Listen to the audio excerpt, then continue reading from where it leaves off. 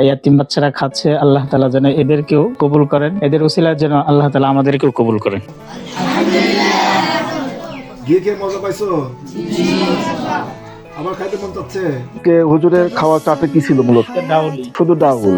এই যে মাসুম বাচ্চাগুলান, এটা একটা ইতিমখানা, নীলা বোর্ডিং, অনেকে বাবা মা নাই বা থাকলেও তার বাবা মা থেকে অনেক দূরে আছে, এদের খাওয়া দাওয়ার কষ্ট। ঘি মানুষের ব্রেন ডেভেলপে কাজ করে। এই বাচ্চাগুলা সবচাইতে জটিল পড়া, যেটা কোরআন শরীফ মুখস্থ করে, কোরআনের হাফেজ হচ্ছে, এটা মুখস্থ করতে কত শ্রম মেধা দিতে হয়। এদের যে খাওয়ার সাপোর্ট, এদের যে পুষ্টির সাপোর্ট, মেধা বিকাশের যে খাদ্যগুলা সহযোগিতা করে, সেই সাপোর্ট গুলা কিন্তু কতটুকু পাচ্ছে খোঁজ আমরা কয়জন রাখি, রাখতে পারি না। এটি বাস্তবতা।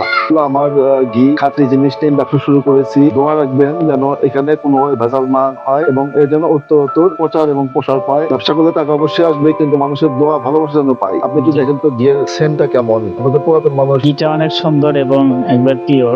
আশা করি আল্লাহ তাআলা যেন আপনার এই কাজের মধ্যে, ব্যবসার মধ্যে বরকত দান করেন। আমার পেজ খালিদ প্রিন্সের পক্ষ থেকে আজ এখানে উপস্থিত হয়েছি এই বাচ্চাদের একটু ঘিয়ের সাথে, খাঁটি গাওয়া ঘিয়ের সাথে পরিচয় করে দেব এবং আমি চেষ্টা করবো আল্লাহ যেন আমাকে সেই সামর্থ্য দান করে, এদের যেন সপ্তাহে না হোক মাসে একদিন আমি ঘি ভাত খাওয়াতে পারি এবং আল্লাহ যেন সেই সামর্থ্য আমাকে দেন যেন ওনাদের এই বাচ্চাদের প্রতিদিনের আমি ডাল ভাত ঘিয়ের ব্যবস্থা করতে পারি। আপনারা আমার জন্য দোয়া করবেন। আর কথা দীর্ঘায়িত করবো না, বাচ্চাদের মাঝে আমার একটু ঘি খাওয়াবো।